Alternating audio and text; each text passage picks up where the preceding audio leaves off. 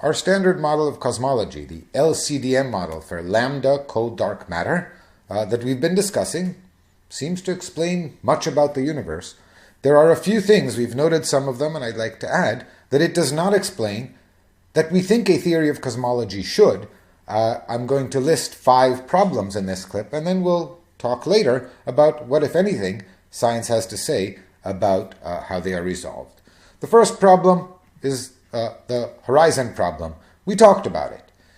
The problem is that the universe is isotropic. Well, isn't that good? Yes, that is good. We assumed it. It's the implementation of the cosmological principle. But how did it get that uniform? Remember, when we talked about the radiation era, we noted that at the time of last scattering, the horizon distance, 3 CT, was much, much smaller than the radius at that time of the surface of last scattering from which we are now receiving cosmic microwaves. What this means is that regions on opposite sides of the sky from us, at the time that the photons of the cosmic microwave background we are now seeing were emitted, had not been in causal contact. In fact, they're not yet in causal contact. They had not seen each other. They had not had any way to communicate with each other since the Big Bang. Now, in any system with any thermal or quantum fluctuations or whatever, there will be variations in the mean average energy. And through energy exchange, these will equilibrate. But they can only equilibrate if energy can be exchanged. The regions on opposite sides of the sky, in fact, the total, remember that 1 over root 3 of the horizon distance spans a degree in the sky. So regions more than about 3 degrees apart in the sky certainly had not been in causal contact when the light was emitted.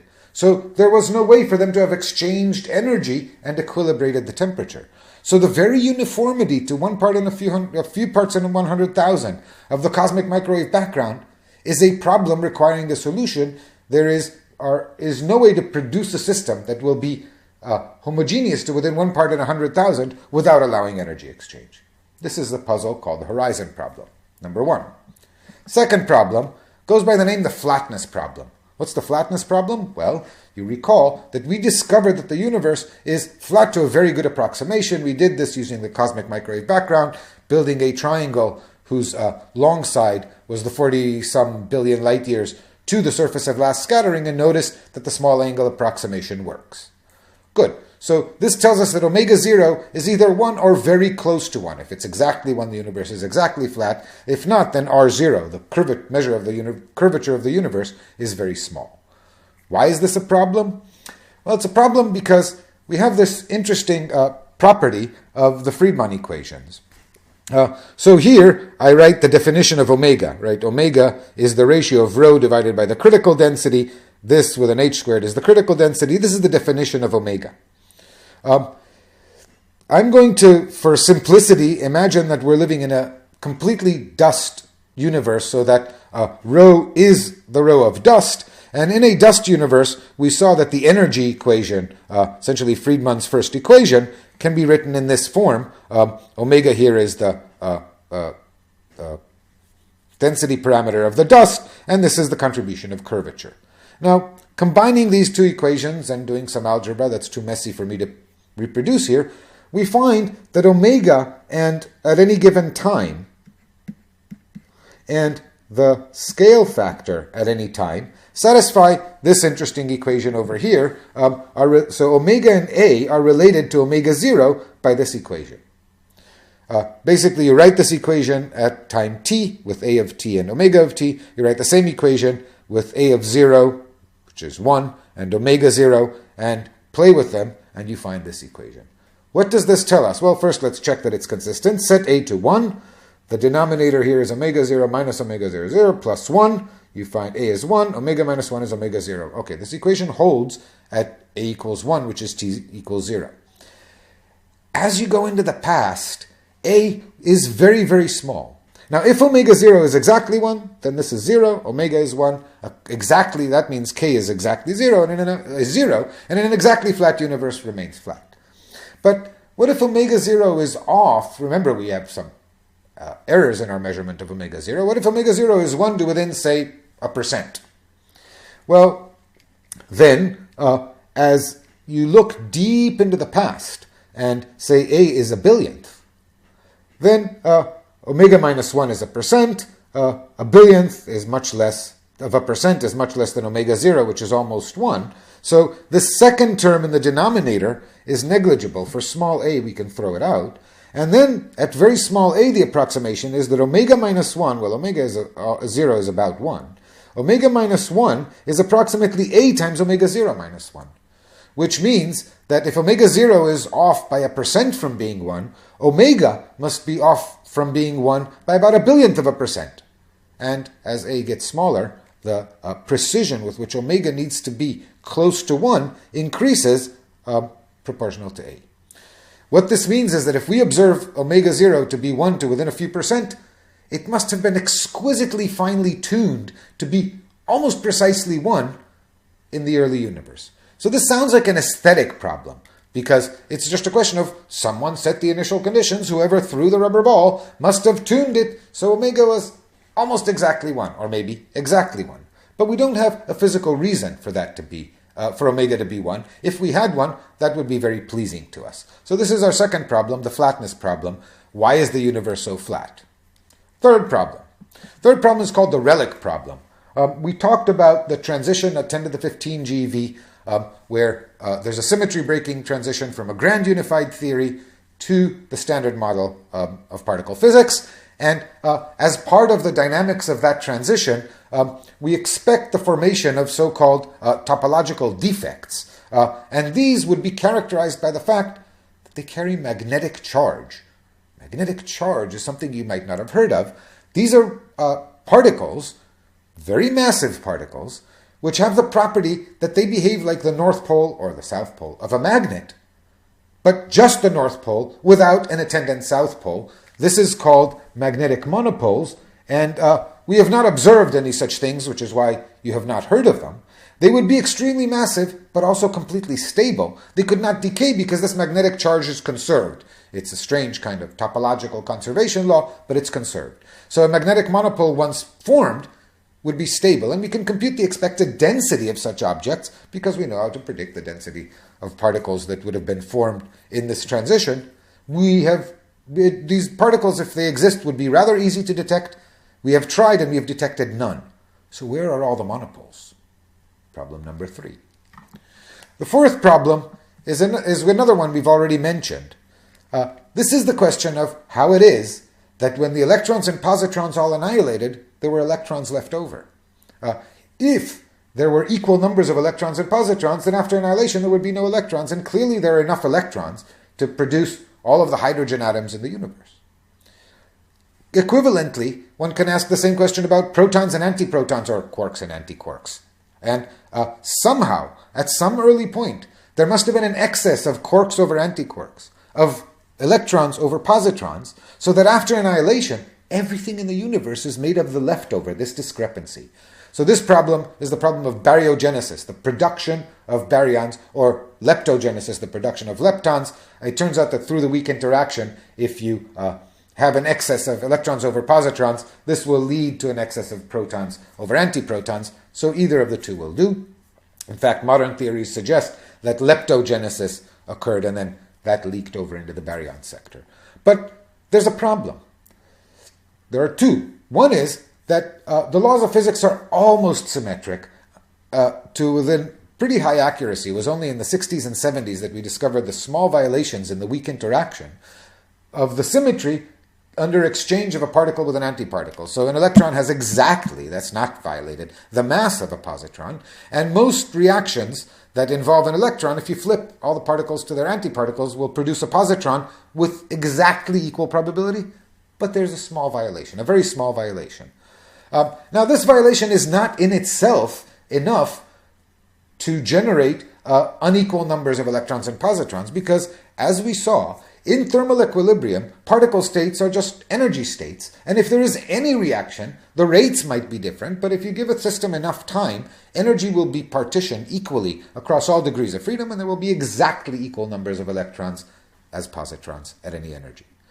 And so, as enunciated by Andrei Sakharov in the late 60s, there are three conditions that a theory must meet in order for there to be an asymmetry between the number of, say, electrons and positrons, or protons and antiprotons.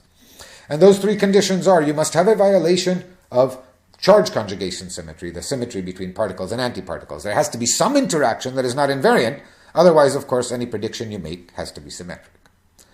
Furthermore, you have to have a violation of time reversal symmetry. You need a violation of time reversal symmetry because, of course, you're moving from a symmetric state. At some point, you had a thermal state with equal numbers, and somehow you generate unequal numbers.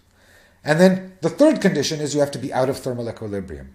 The universe has to violate thermal equilibrium. We saw that everything equilibrates if you give it enough time, but in the context of an expanding universe, there might not be enough time.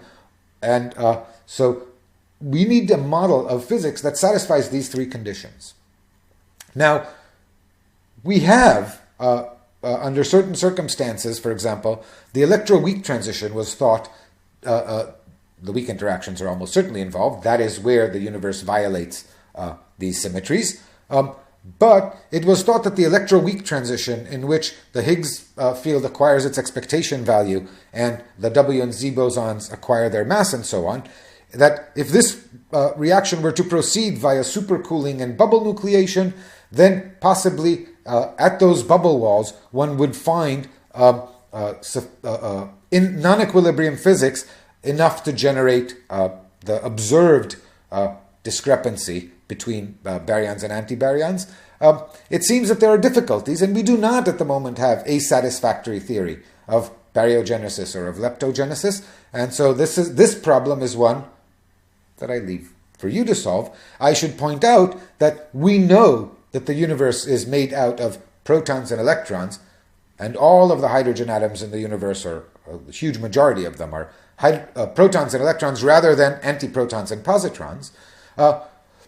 It would be difficult a priori to distinguish, although if an antiproton meets a proton, then they of course would annihilate. But could you have a galaxy made completely of antimatter somewhere out there in the universe?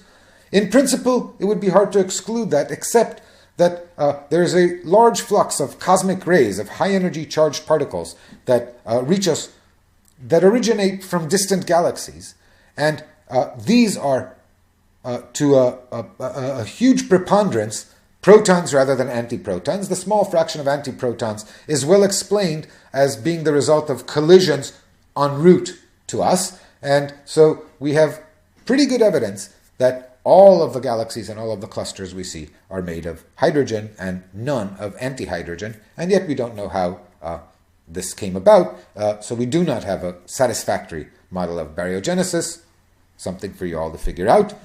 And the fifth problem is the problem of the cosmological constant. In the cosmological constant, remember I said, can be thought of as an energy density of the vacuum. And I gave you an example as to why an energy density of the vacuum would be equivalent to a negative pressure. I suggested that if you took two plates and separated our vacuum in between them from some other vacuum with no vacuum density, energy density, then the system in lowering its energy would try to squeeze those plates together, generating a negative pressure. Now, I didn't invent that great idea. In fact, there is such an effect that is measured in the following way. You take two conducting plates, dangle them in a vacuum. Essentially, one way to and then you find an attractive force between them. Now, one way to understand this is that the quantum fluctuations of the electromagnetic field between the conductors lead to a positive energy density, contribute to a positive energy density. Calculation is slightly outside our range. And not completely a issue of consensus. What is true is that there is an attractive force that's been measured. And the idea is that in the conductors, the electromagnetic fields are zero because they are conductors. And in between them, there are quantum fluctuations. This leads to a positive energy density and therefore the negative pressure that attracts the two plates. You can use this idea that quantum fluctuations are responsible for the energy of the vacuum to make a calculation in the quantum field theories in addition to electromagnetism that describe our universe. And dimensional analysis in these quantum field theories suggests a natural value for the cosmological constant up as usual to